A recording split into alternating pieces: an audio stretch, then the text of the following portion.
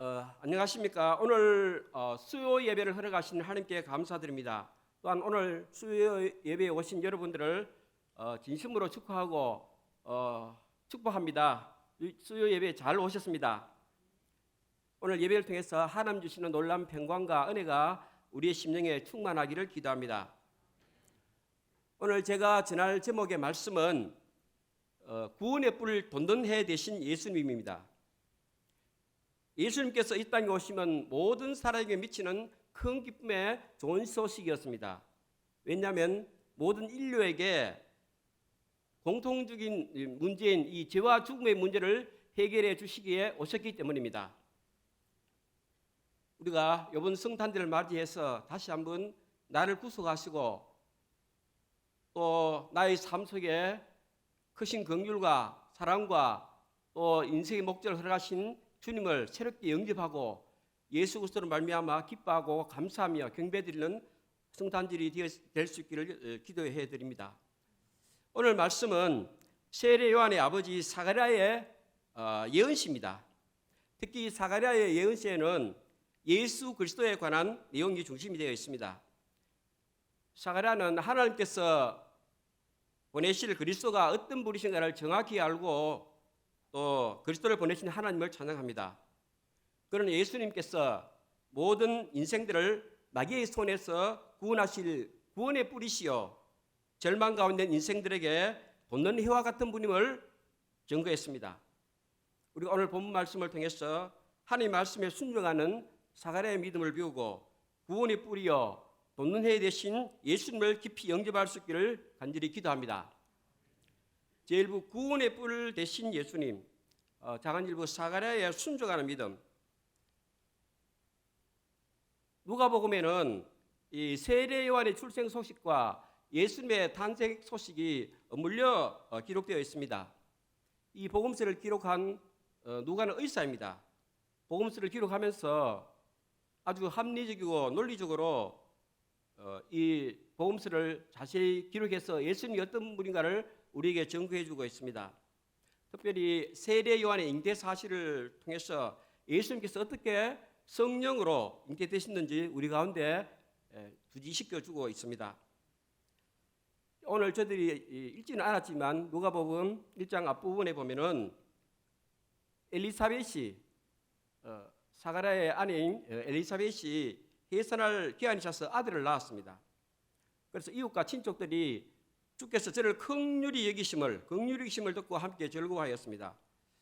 엘리사벳은 아들을 낳은 그 자체도 즐거웠지만은 그보다도 자식 없는 작업신 늙어가는 자신을 비참한 인생을 돌아보시는 긍휼의 하나님을 생각하며 더욱 즐거워하였습니다. 사가랴와 엘리사벳은 하나님께서 보실 때 율법에 완전히 순종하며 흠이 없는 그런 삶을 살았습니다. 그렇지만 그 가정에 오랫동안 자식이 없어서 그 가정의 수건이었는데 하나님께서 사가랴와 엘리사벳의 기도를 들으시고 그 가정에 자식을 허락하신 것입니다. 이렇듯 하나님은 우리를 돌아보시는 하나님이십니다. 돌아보신다는 의미는 직접 이렇게 방문하셔서 우리가 안고 있는 이런 문제를 실질적이고 또 공식적으로 해결해 주신다는 그런 의미입니다. 그래서 사가랴 가정이 안고 있었던 그 되었던 수건의 문제인 이 자식의 문제를 하나님께서 해결해 주시는 것입니다. 사가랴와 엘리사벳은 하나님 앞에 의인이었습니다. 죄가 없다는 의미가 아니라 하나님 앞에서 사람 앞에서 책 잡힐 만한 일을 하지 않은 그런 삶을 살았다는 것입니다. 그래서 주의 모든 계명과 규례대로 흠이 없이 행하였습니다. 하나님을 영화롭게 하고 하나님을 즐거워하는 생활을 하였습니다. 이제 8일이 되매 아이를 할례하러 친척들과 이웃들이 몰려왔습니다. 그런데 그들은 아이의 이름을 부칠의 이름을 따서 사가랴라고 하고자 했습니다. 그래서 사가랴 제사장의 대를 잇고 사가랴의 가문을 빛내고자 하였던 것 같습니다. 그러나 모친 엘리사벳은 어떻게 대답합니까? 60절 말씀에 보면은 이렇게 대답합니다. 아니라 요한이라 할 것이라. 엘리사벳은 남편 사가랴로부터 전해들은 천사의 메시지대로 요한이라고 자기 아들 이름을 요한이라고 이렇게 지을 것이라고 했습니다. 그러자 친척들은 그 친족 중에 요한이라고 이름 한 자가 없다는 이유 때문에 안 된다고 했습니다. 그들은 사가랴의 가문과 전통 학렬들을 내세우며 이렇게 반대를 했습니다. 그러나 사가랴가 그들한테 스판을 돌라고 해서 이제 그들에게 대답을 합니다. 63절 말씀 보면 사가랴가 스판을 돌라 하여 그 이름을 요한이라 쓰매 다 기히 여기더라. 사가랴는 분명하게 아이의 이름을 요한이라고 짓겠다고 했습니다. 사가랴는 하나님의 주권적 은혜 가운데서 제사장으로 성소에 들어가 분양할 은혜를 잊게 되었습니다. 당시에는 24반열이 있었는데 아비안자 반열이었던 사가랴가 이렇게 하는 차례가 되어서 성소에 들어가서 이제 제사를 섬기게 되는데 분양할 수 있는 은혜를 잊게 되었습니다. 그래서 가브리엘 천사를 통해서 그의 아내 엘리사벳이 잉태를 할 것이라는 소식을 듣게 됩니다. 그러나 그는 자신의 형편과 또 여건을 바라볼 때 그 말씀이 도저히 받아들일 수 없다는 그런 심정으로 하나님의 말씀을 불신한 채로 이제 벙어리가 됩니다. 벙어리 훈련을 받게 됩니다. 그런 가운데 한 9개월 가량을 지내게 됩니다. 그런데 이제 막상 아들을 낳게 되었을 때 생각이 달라질 수 있습니다. 자신의 뒤를 이어 제사장 가문의 전통을 잇고자 하는 아마 유혹도 있었을 것입니다. 그러나 그는 자신을 부인하고 성령의 인도하심에 순종했습니다. 아마 벙어리 훈련을 받으면서 하나님께서 우리 가운데 이루실 그 구원의 역사, 구수의 역사를 아마 깊이 생각하고 묵상하며 하였던 것 같습니다. 또한 마리아의 방문을 받고 마리아가 성녀를 잉태해서 사가랴 가정을 방문했을 때 3개월 동안 공동생활을 같이 하게 됐는데 그때 같이 이렇게 교제하며 또 하나님께서 이루시는 그 구원의 계획을 많이 묵상을 하면서 어찌한지 그 하나님의 역사 가운데 쓰임받고자 하는 간절한 마음이 생길 것 같습니다. 자신의 가문을 드러내기보다도 하나님 뜻 가운데 순종하고자 하는 그런 소원이 있었습니다. 그래서 우리가 오늘 말씀이 나온 사가랴처럼 하나님의 구원의 역사 가운데 쓰임받기 위해서는 사가랴와 같이 실제적인 삶 속에서 하나님의 뜻 가운데 순종하고 또 이게 말씀대로 살아가는 실제적인 믿음을 배워야 되겠습니다. 이게 사가랴가 아들의 이름을 요한이라고 지었는데 요한이라고 지었을 때 어떤 일이 일어납니까? 64절 보면은 사가랴 입이 곧 열렸습니다. 사가랴는 하나님의 말씀을 불신한 죄로 말도 못하고 듣지도 못하는 그 벙어리 훈련을 받게 되는데 말씀에 순종했을 때 아들 이름을 요한이라고 했을 때 사가랴의 입이 곧 열렸습니다. 혀가 풀리고 말을 하게 되었습니다. 그래서 사가랴는 하나님을 찬송했습니다. 그가 믿음으로 말씀에 순종하여 요한이라 이름 지으니 벙어리 훈련이 끝나게 된 것입니다. 이것을 보면 하나님께서 사가랴가 하나님의 말씀에 끝까지 순종하도록 이렇게 강력한 힘으로 역사하고 계셨음을 알 수 있습니다. 미리 혀를 풀어주면 욕심이 생겨서 아들을 하나님께 온전히 드리기가 어려웠을 것입니다. 그래서 하나님은 사가랴에게 순종 훈련을 주셨습니다. 둘째 파트, 구원의 뿔 되신 예수님. 입이 열리고 혀가 풀린 사가랴는 성령이 충만함을 입어 예언하며 하나님을 찬송했습니다. 찬송하리로다 주 이스라엘의 하나님이여 그 백성을 돌아보사 속량하시며 우리를 위하여 구원의 뿔을 일으키셨으니. 혹시 PPT 그림 되면은 1번 그림 한번 띄워주십시오.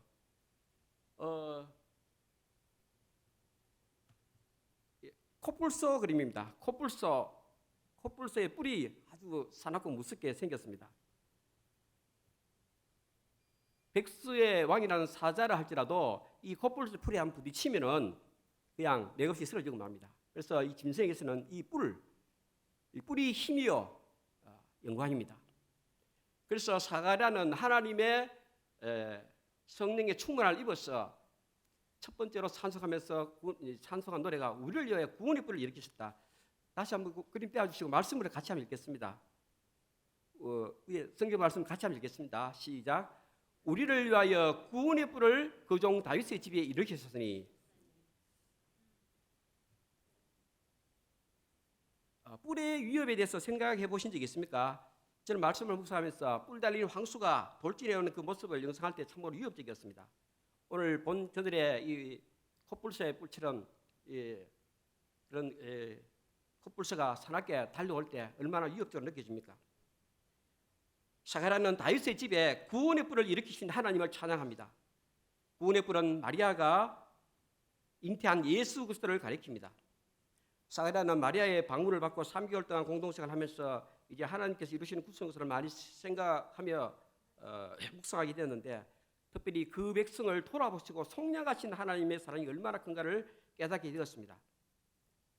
하나님께서 직접 고통받는 이스라엘 백성을 찾아오시고 돌아보시며 그들 가운데 구원 역사를 이루시고 죄를 사하시는 속량하신 하나님의 사랑을 깨닫고 찬양하며 감사하게 되었습니다. 이 하나님은 애굽에서 종살이하며 단식하던 이스라엘을 돌아보시고 속량하신 하나님이시요, 죄 가운데 고통하며 부르짖는 이스라엘과 온 백성을 돌아보시고 속량하시기 위해서 독생자 예수님을 이 땅에 보내신 사랑의 하나님이십니다. 그러면 사가랴가 예수님을 왜 구원의 뿔이라고 노래했습니까? 그것은 예수님께서 우리를 모든 원수들에게서 구원하실 구원의 능력이 되시기 때문입니다. 다윗은 자기를 모든 원수들에게 구원하신 하나님을 찬송하며 여호와는 나의 반석이시요 나의 구원의 뿔이라고 노래했습니다. 사무엘하 22장 2절 3절 말씀을 한번 떼어주시고 같이 한번 읽겠습니다. 시작. 이르되 여호와는 나의 반석이시요 나의 요새시요 나를 위하여 나를 건지시는 자요 내가 피할 나의 반석의 하나님이시요 나의 방패시요 나의 구원의 뿔이시요 나의 높은 망대시요 그에게 피할 나의 피난처시요 나의 구원자시라 나를 폭력에서 구원하셨도다. 다윗은 자기와 함께 하신 그 하나님이 구원의 뿔이 된다고 고백을 했습니다. 아까 보신 그림처럼 짐승들에게 있어서 뿔은 힘을 상징합니다. 그래서 예언서를 읽어보면 큰 권세를 잡은 왕을 뿔 달린 짐승으로 표현합니다. 그러므로 예수님께서 우리들의 구원의 뿔이 되신다는 것은 우리들의 보호자가 되시고 우리들을 구원하실 권능의 하나님이 되심을 말합니다. 그러면 구원의 뿔 되신 예수님께서 하실 일이 무엇일까요?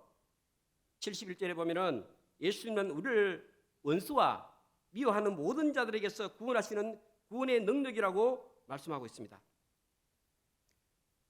이스라엘 사람들은 로마가 자기들이 원수라고 생각했습니다. 그러나 우리가 궁극적으로 생각하면은 궁극적으로는 우리의 원수는 보이는 사람이나 어떤 국가 단체가 환경이 아니고 마귀가 우리의 원수입니다. 마귀라고도 하고 사탄이라고 불리는 이 타락한 천사장 이 사탄이 우리의 원수인 것입니다. 마귀라는 이름은 해방자라는 뜻입니다. 또 사탄이라는 말은 대적하다는 하는 자라는 뜻입니다. 그러므로 이 사탄의 존재 목적은 하나님을 대적하고 하나님께서 이루시는 구원의 역사를 회방하는 것입니다. 그래서 마귀는 성령의 역사가 있는 곳에는 반드시 찾아와 우리 가운데 불씨를 심고 성령의 역사를 회방합니다. 우리의 생명을 도둑질하고 압살합니다. 계시록에 보면은 마귀는 얼굴이 7개이고 뿔이 10개입니다. 계시록 말씀 13장 1절을 한번 떼어주십시오. 13장 1절 같이 읽겠습니다. 시작. 내가 보니 바다에서 한 짐승이 나오는데 뿔이 10이요 머리가 7이라. 그 뿔에는 10왕관이 있고 그 머리들은 신성모독하는 이름들이 있더라. 뿔이 10이요 머리가 7입니다. 우리는 간사하고 기회적인 인간들을 두 얼굴을 가진 사람이라고 합니다. 그런데 마귀는 7 얼굴을 가진 존재입니다.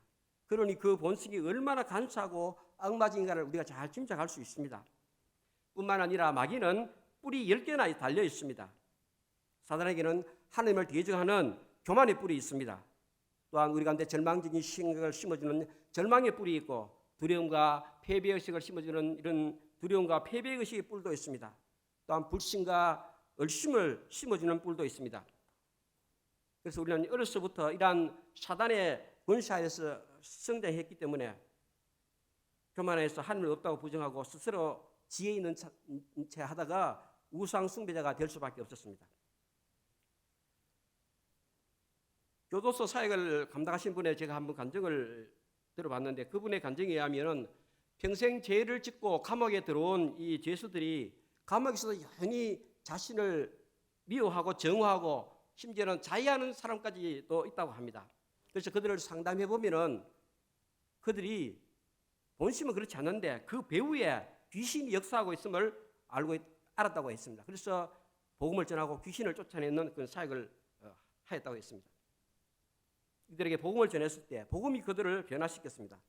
심지어는 복음을 전했을 때 별로 탐탁하게 생각하고 잘 깊이 받아들이지 않는 그런 죄수들이라도 이제 막상 그 사형 집행이 되는 그 순간에는 들었던 그 복음이 그 생명을 붙들어주고 강하게 한 것을 간증하였습니다. 죽음 앞에서도 담대했으며 기뻐했고 도리어 그에게 사형 집행을 감당하는 집행관들에게 복음을 전할 만큼 담대히 기쁘게 복음을 전했다는 것입니다. 우리가 일생 동안 이렇게 예수님께서 함께하지 않으시면 마귀가 심어주는 고통과 두려움 가운데 마귀의 뿔에 치여서 일생 동안 비참하게 살다가 지옥에 갈 수밖에 없는데 예수님께서는 이런 마귀의 세력 가운데서 사탄의 뿔 가운데서 우리를 구원하시기 오신 구원의 뿔이 되시는 것입니다. 그렇습니다. 하나님이 이렇게 쉽게 죄에 빠지고 마귀의 심에 쉽게 넘어가는 우리들을 모든 원수의 손에서 구원하시기에 구원의 뿔을 다윗의 집에 일으키셨습니다. 사실 도박하는 사람 보면은 도박을 끊어야지, 도박을 끊어야지 끊지 못합니다. 술 끊어야지 하면서 끊지도 못합니다. 최근에 보면 젊은이들이 직장이 쉽게 구하지 못하다 보니까 어떤 한탕주의를 하고자 하는 그런 심정으로 주식에 많이 손을 댑니다. 주식을 할 때 이렇게 주식 원칙에 따라 장기 투자를 하고 이렇게 차분히 하면 괜찮은데 그렇지 않고 그냥 단타 형식으로 한탕 해보겠다는 그런 마음으로 도박하듯이 한탕을 꿈꾸는 이러다 보면은 큰 타격을 입게 되는데 그런 사실을 알면서도 그런 삶에서 자기가 벗어나지 못하고 끊지 못합니다. 그것이 우리의 현실입니다. 또한 허무주의에 사로잡히게 되면은 젊은이라도 무기력과 방탕에 매여 세월을 헛송합니다. 요즘처럼 대학을 졸업해도 취직하기가 힘들고 또 취직을 했다 하더라도 평생 직장생활 해가지고 집안집 마련하기 힘든 이런 환경에서는 쉽게 우리가 절망에 빠집니다. 문제는 우리가 이렇게 마귀의 뿔에 받쳐 고통하면서도 우리 자신을 구원할 수 없다는 것입니다. 그러나 예수님은 이런 우리를 모든 마귀의 손에서와 모든 원수들의 손에서 구원하시기 위해 이 땅에 오신 구원의 뿔이십니다. 그래서 사가랴는 다윗의 집에 구원의 뿔을 일으키신 하나님을 신실하신 하나님을 찬양했습니다. 우리 가운데 구원의 뿔을 일으키신 하나님은 긍휼이 많으신 하나님이십니다. 하나님의 그 많으신 긍휼 가운데 우리를 오래 참으시고 우리를 위해서 그 독생자 예수님을 보내시며 그로 말미암아 우리를 이 죄와 사망과 마귀의 권세 가운데서 구원해 주신 것입니다. 죄를 지어서 마땅히 버림을 받아야 함에도 불구하고 끊임없이 우리를 불쌍히 여기시는 것은 하나님께서 우리에게 베푸신 그 긍휼하심입니다. 또한 이 긍휼하심은 우리에게 베푸신 그 거룩한 언약 때문입니다. 하나님께서는 아브라함과 다윗과 맺은 그 언약을 기억하시고 우리에게 끊임없이 긍휼을 베풀어 주셨습니다. 또한 주시고 있습니다. 그래서 우리가 성경 말씀에 기록된 하나님의 모든 언약의 말씀을 굳게 붙들고 나아갈 때 하나님께서 그 말씀대로 끊임없이 우리 가운데 구원을 베푸시며 긍휼을 베푸시고 또 이 땅에서 우리가 하는 나라를 체험하도록 도와주실 것입니다. 둘째 파트, 돕는 해 되신 예수님. 돕는 해 예수님. 사가랴는 다시금 희망찬 새 역사를 기대하며 예수님을 돕는 해도로 고백하고 있습니다. 이로써 돕는 해가 위로부터 우리에게 임하여 어두움과 죽음의 그늘에 앉은 자들에게 비치고 우리 발을 평강의 길로 인도하실로다. 이것도 한번 그림을 한번 보겠습니다. 일출 그림을 한번 보겠습니다. 동 1줄입니다. 수평선 너머로 찬란히 솟아오르는 태양을 보면 우리가 마음에 넘치는 이 희열을 느낍니다. 또한 새해 이 해돋이를 보면서 우리 마음에 희망을 꿈꿉니다. 사가랴는 예수님을 아침에 힘있게 솟아오르는 찬란한 태양에 비유했습니다. 이것도 마찬가지로 위에 그 참고 말씀을 같이 한번 읽겠습니다. 시작. 이로써 돋는 해가 위로부터 우리에게 임하여 어두움과 죽음의 그늘에 앉은 자들에게 비치고 우리 발을 평강의 길로 인도하리로다. 아멘. 예수님은 아침에 힘있게 솟아오르는 찬란한 태양이십니다. 반면에 세상은 어두움과 죽음의 그늘에 앉은 것으로 사가랴는 보았습니다. 그렇습니다. 돈돈해 예수 그리스도가 없는 세상은 흑암과 죽음의 그늘에 앉은 것이나 다름이 없습니다. 아무리 가진 것이 많고 쌓아놓은 것이 많을지라도 인생의 결국은 험한 죽음으로 끝나고 말기 때문입니다. 어둠 속에서 방향도 목적도 없고 방향도 없이 이렇게 험하게 살다가 험하게 죽을 수밖에 없는 것입니다. 그러나 이런 어둡고 절망적인 세상에 구원의 빛을 비추시는 돋는 태양이 떠오르게 되었습니다. 예수님은 흑암과 그늘에 죽음의 그늘에 앉은 자들을 비추시는 구원의 빛이 되시기 때문입니다. 예수님은 이렇듯 저와 여러분들의 마음의 태양이십니다. 우리가 이 예수님을 바라볼 때 아침에 힘있게 솟아오르는 태양을 바라본 것처럼 우리 마음에 끊임없는 희망과 용기가 생기고 살아갈 수 있는 그런 힘이 생기는 것입니다. 환경이 나를 어렵게 할 수 없고 세상이 아무리 어렵다 할지라도 코로나 상이라도 우리는 예수로 말미암아 끊임없이 꿈을 꾸고 비전을 가지며 희망을 가지고 살 수 있는 것입니다.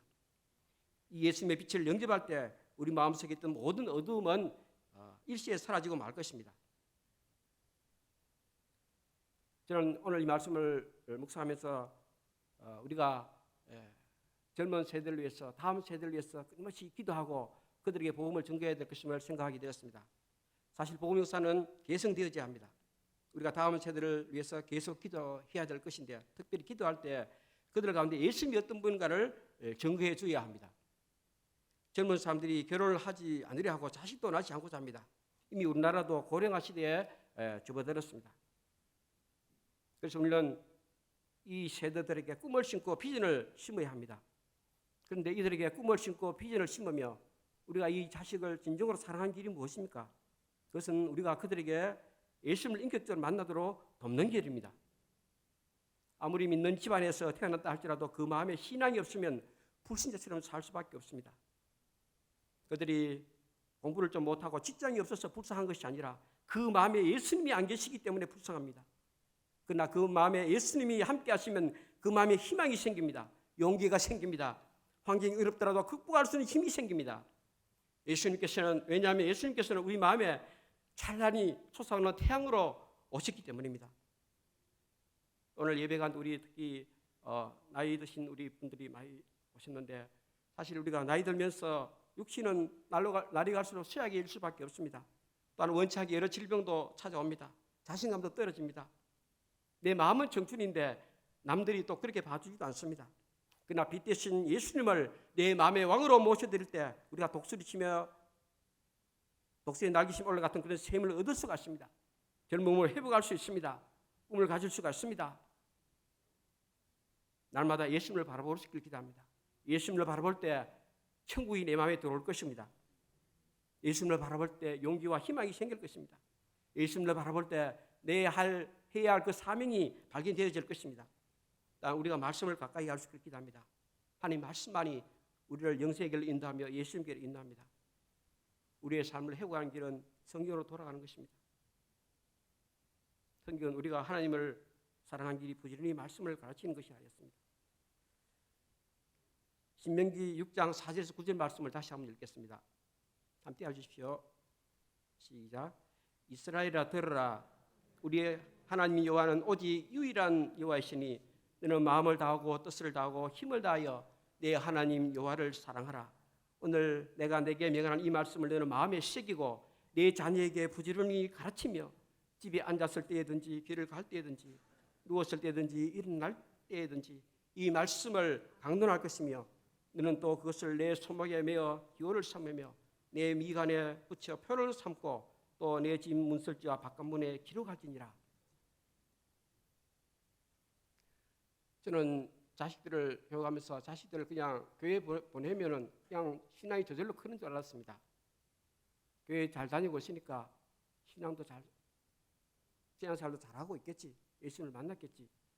그렇게 무관심함이 오랫동안 세월을 보냈는데 나중에 보니까 그렇지 않았습니다. 그냥 자식을 교회에 보낸다고 그냥 교회 참석했다고 그 인생이 그 삶이 예수가 풍성한 삶을 사는 것이 아니고 자식이라도 꾸준히 말씀을 가르치고 예수님을 인격적으로 만나서 돕는 것이 얼마나 중요한가를 깨닫게 되었습니다. 자식들은 부모의 말을 듣는 것이 아니고 부모의 삶을 봅니다.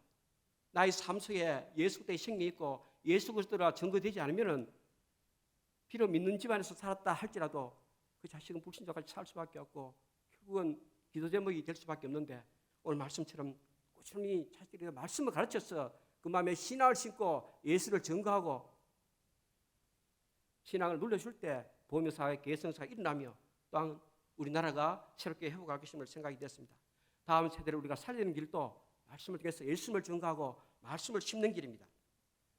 그래서 오늘 말씀 보면 우리를 구원하신 목적을 기록하고 있습니다. 74절과 75절에 보면 하나님께서 우리를 원수의 손에서 구원하신 목적을 이야기하고 있습니다. 그것은 우리로 원수의 손에서 건지심을 입고 정신토록 주의 앞에서 성결과 의로 두려움 없이 섬기게 하기 위해서입니다. 우리가 구원받기 전에는 죄와 마귀의 종들을 하며 마귀를 섬겼습니다. 그러나 이제는 성결과 의로 하나님을 섬기며 살게 되었습니다. 두려움 없이 하나님을 섬기며 살게 되었습니다. 이렇듯 성결과 의는 구원의 뿔 예수님을 믿고 구원받은 성도들이 주는 신령한 선물입니다. 하나님은 이런 자녀들에게 성령을 선물로 주십니다. 우리 인간은 처음 지음을 받았을 때는 창조주 하나님을 섬기는 존재로 지음을 받았습니다. 그러나 인간이 마귀의 시험에 빠져서 하나님 대신 마귀를 섬기게 되었고 이제 낙원에서 쫓겨나게 되었습니다. 그렇지만 이제 구원의 뿔 대신 예수 그리스도를 말미암아 새롭게 하나님을 섬기게 되었습니다. 사실 예수님 모시기 전에는 이 땅에 진정한 희망이 없었습니다. 죽음과 흑암에 앉은 삶을 살 수밖에 없었습니다. 그러나 예수님께서 오심으로 우리가 죄와 마귀의 속박에서 구속을 받고 하나님을 섬기는 삶을 살 수 있게 되었습니다. 이제 성탄절이 곧 다가옵니다. 이 성탄절은 내 마음에 예수님을 구주로 모시는 날입니다.